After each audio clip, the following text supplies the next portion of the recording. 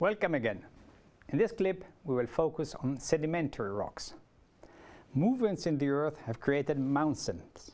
Erosion will start and mountains will produce sediments which we call terrigenous sediments. This is the source of our sedimentary system.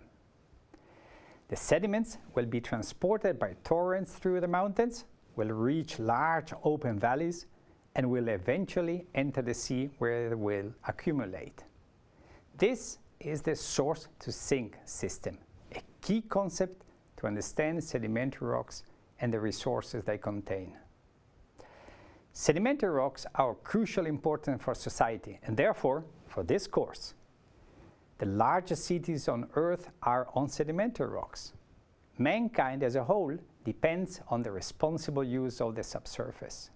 Water for agriculture and drinking, geothermal energy, an increasing number of subsurface infrastructures, hydrocarbons, mining and storage of CO2 are all examples of the increasing use we make of the subsurface. The source-to-sink system works somewhat like the economy. The source is comparable to the factory where the goods are produced. These are the sediments in our case. The sediments are then transported by different means and eventually will reach the market, which in our sedimentary system is called the sink. Let us look first at how sediments are produced. Expanding and contracting ice, rain and wind are all major agents breaking mountain rocks and producing sediments. In addition, rainwater, often acid, chemically attacks less stable minerals such as feldspars, producing clay minerals. Vertical movements in the source area are of great importance in sedimentary system. If the source area experiences strong vertical movements, relief is rejuvenated, and sediment production can continue for a long time. If, on the contrary, if vertical movements decrease or even end, then the source area will become less productive, eventually producing no sediments at all. Vertical movements, rock types, and climates in the source area are the key factors controlling the amount and type of sediments produced. Eroded sediments are taken over by water or wind and transported to the sea.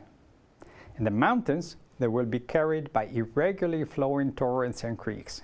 In the foothills and in the wide, gentle plains, rivers will be wider, often meandering, and will irregularly flood the surrounding plains.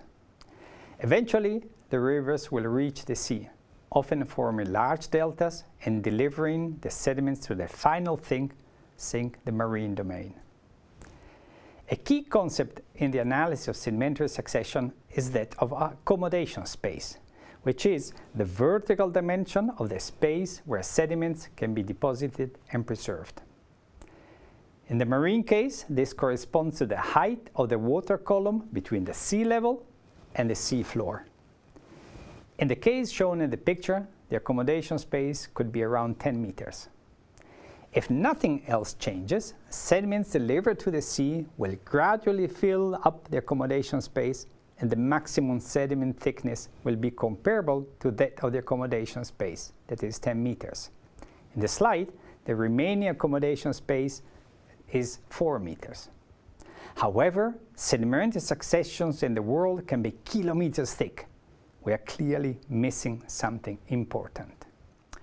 The existence of a thick sedimentary succession roughly deposited same water depth requires an increase of the accommodation space through time. This is achieved by letting the lower boundary of the accommodation zone descend through time. The downward movement of the surface of the Earth, which is called subsidence, is a process of key importance in geology and in our MOOC. Sediments eroded from the mountain are not only the only type of sediments you will find in the sea. Away from deltas and in areas where the waters are clean, carbonate sediments can develop. These are sediments created by organisms and therefore are necessarily linked to life. This is the domain of coral reefs or large mud flats covered by algae and of the clean white sands of shells and biological grains.